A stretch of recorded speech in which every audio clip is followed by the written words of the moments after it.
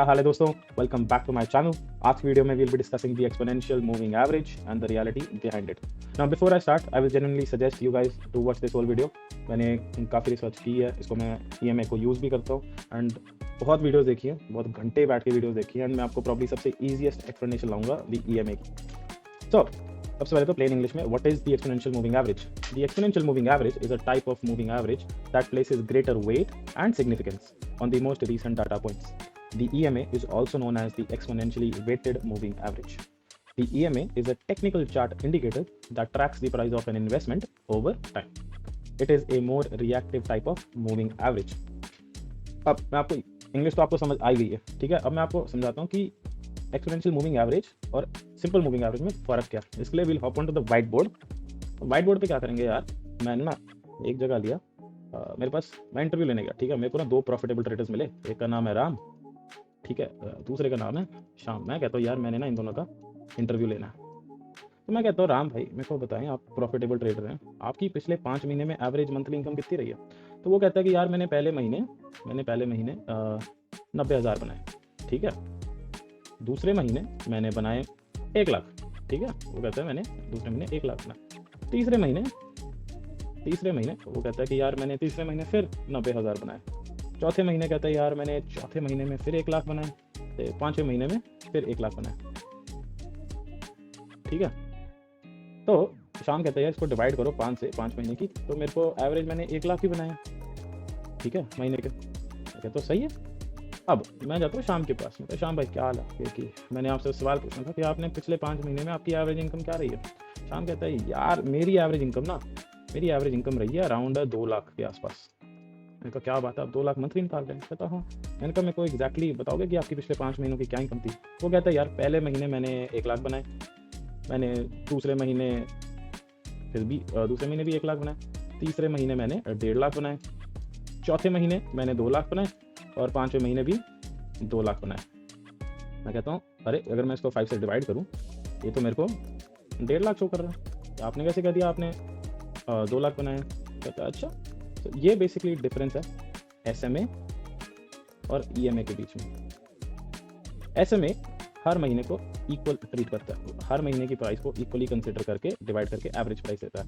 वही जो EMA है वो क्या करता है, वो कहता है कि यार मेरे लिए ये महीना जो रिजल्ट आया, जो इस महीने का प्राइस है वो सबसे ज़्यादा इंपॉर्टेंट है, उससे कम इंपॉर्टेंट ये है, उससे कम ये और सबसे कम ये है. आई होप ये आपको सबसे ईजी एक्सप्लेनेशन दी होगी, कंसेप्ट जो बेसिक डिफरेंस है SMA और EMA के बीच में. अब हम वापस जाते हैं ब्लैक बोर्ड पे. सो मैं कहता हूँ यार अब हम डिस्कस करेंगे why will we use the exponential moving average. The exponential moving average is a more reactive indicator, that is it indicates a more recent average prices. Having a better understanding, ये आप point को समझें, having a better understanding of the recent average price can help you get away with better rewards. इसको समझाने के लिए next point मैंने आपके लिए पहले से लिखा हुआ. The EMA has a hand over the SMA as the SMA blocks the market noise. There may be instances where the SMA might not be able to react off major levels like support and resistance before the EMA. Hindi में आपको समझाऊं, जब support and resistance पे price reach करेगा, SMA जो reaction show करेगा वो late होगा देन दी EMA. इसलिए EMA होने से आपके बेटर रिवॉर्ड्स आपको मिल सकते हैं. तो ये की टेकअवेज मैं आपके लाया हूँ, बहुत इंपॉर्टेंट है, सबसे इंपॉर्टेंट पार्ट यही है, ये आपको समझना चाहिए.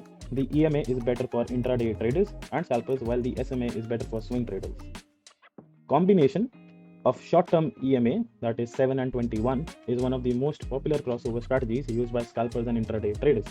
The combination of 50 and 200 EMA is considered as the golden cross, which has proven to be a very strong buy-sell indicator in the long term. SMA के आने के बाद बना था EMA, ठीक है. अब बहुत सारे लोग कई बार में से मेरे कुछ दोस्त पूछते हैं कि यार मैंने ना कहले कोई XYZ कंपनी है, मैंने कहले कंपनी का नाम ही XYZ है. कहता है मैंने यार XYZ कंपनी के अभी 1,000 शेयर खरीद लिए, ठीक है. कहता हूँ अच्छा. कहता है वो पूछता है मेरे से कि यार मार्केट ऊपर जाएगी या नीचे. मैं कहूँगा यार तूने उसका EMA चेक किया क्या है. बेसिकली जो EMA है 50 और 200 लगा के, अगर आपकी 50 EMA 200 को क्रॉस करके ऊपर चली जाती है, मेरे को पता लग रहा है कि market is looking to be in a strong bullish momentum. ये इसको हम गोल्डन क्रॉस कहते हैं. ये हम किसी और वीडियो में डिस्कस करेंगे, बट मैंने आपको ये की टेकअवेज ला के देने थे. Nextly, how is EMA calculated differently from SMA? SMA का तो फॉर्मूला हमको पता ही है कि A1 + A2 up to AN divided by N, ये तो हमने पढ़ा हुआ है। तो EMA कैसे डिफरेंट है SMA से? The EMA adds a multiplier to the equation. This multiplier helps make the moving average more reactive. इसका फॉर्मूला क्या है?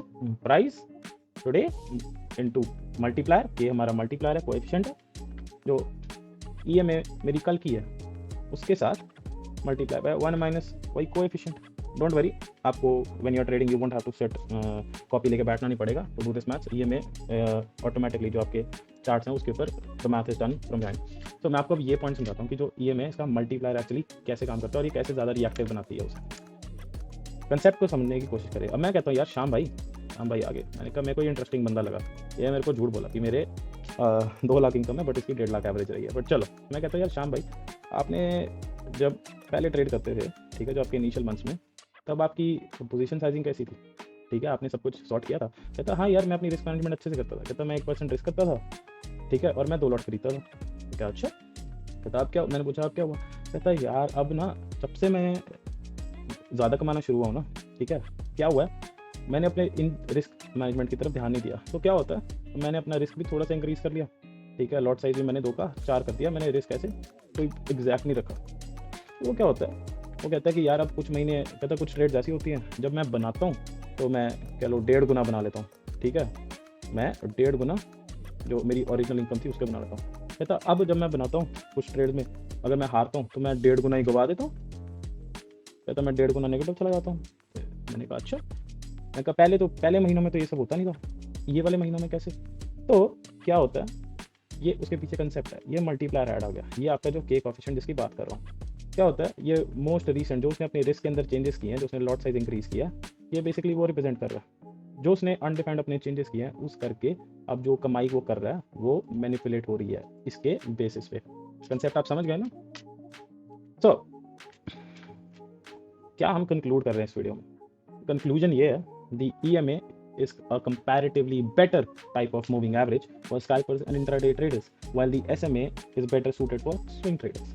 The EMA puts more attention towards the recent price movements, which can help you achieve greater profits and minimize losses. The EMA is arguably the better type of moving average.